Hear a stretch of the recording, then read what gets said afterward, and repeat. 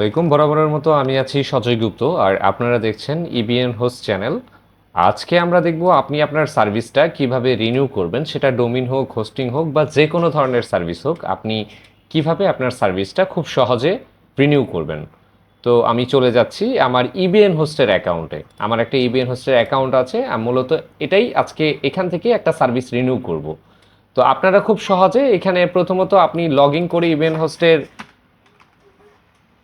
এখানে একটু সময় দেবেন। ইভিএন হোস্টের ওয়েবসাইটে গেলাম, এখানে লগইন অপশন আছে, এখানে লগইনে ক্লিক করে আপনি আপনার অ্যাকাউন্ট লগ ইন করে নেবেন। আমার অলরেডি লগ ইন করা ছিল, যার কারণে আমি এই পেজটা ওপেন করেছি।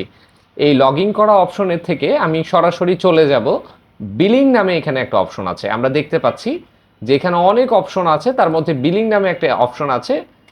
বিলিংয়ে যদি আমরা ক্লিক করি তাহলে দেখতে পারবো যে যদি সার্ভিসটা রিনিউ করতে চান বা আপনার হোস্টিং সার্ভিসটা রিনিউ করবেন বা ডোমিনটা রিনিউ করবেন, সেই ক্ষেত্রে এখানে আসলে দেখবেন যদি 1 মাস হয়ে থাকে, মানে রিনিউয়ের 1 মাস বাকি থেকে থাকে, তাহলে অটোমেটিক ইনভয়েস ক্রিয়েট হয়ে যাবে।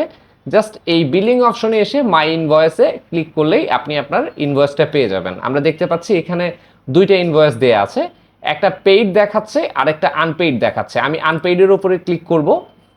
আনপেইডের উপরে ক্লিক করার পর আমি জাস্ট এখান থেকে পে উইথ বিকাশ ক্লিক করব যদি বিকাশে পেমেন্ট করতে চাই। এছাড়াও যদি অন্য কোনো মাধ্যমে পেমেন্ট করতে চাই, যেমন নগদ আছে, পেমেন্ট গেটওয়ে সিলেক্ট করে যে কোনো মাধ্যম পেমেন্ট করা যাবে, কার্ড বা অন্যান্য।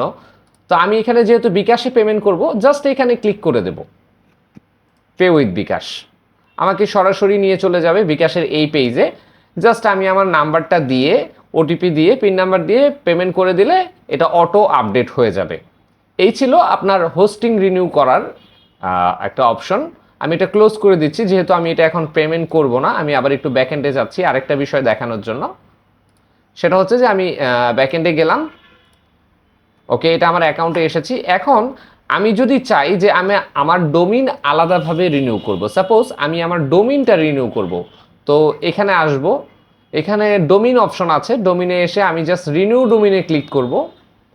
এখানে একটা ডোমিন অলরেডি দেখাচ্ছে, যদিও এটা আমার ফ্রি ডোমিন। আমি জাস্ট অ্যাড টু কার্ট করে যদি ভিউ কার্ড দেই, তাহলে এই ডোমিনের নামে আলাদা করে একটা ইনভয়েস ক্রিয়েট হয়ে যাবে।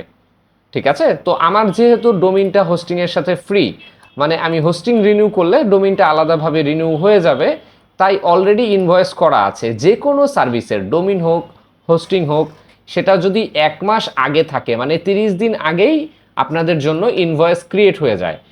মানে মেয়াদ শেষ হওয়ার 30 দিন আগে যেহেতু ইনভয়েস ক্রিয়েট হয়ে যায়, সো আপনি বিলিংয়ে এসে মাই ইনভয়েসে ক্লিক করলে সেটা ডোমিন হোক আর হোস্টিং হোক, খুব সহজেই এখান থেকে পেমেন্ট করে দিতে পারবেন। আশা করি আপনারা বিষয়টা বুঝতে পেরেছেন। ধন্যবাদ আমাদের সাথে থাকার জন্য। ধন্যবাদ, ভালো থাকুন।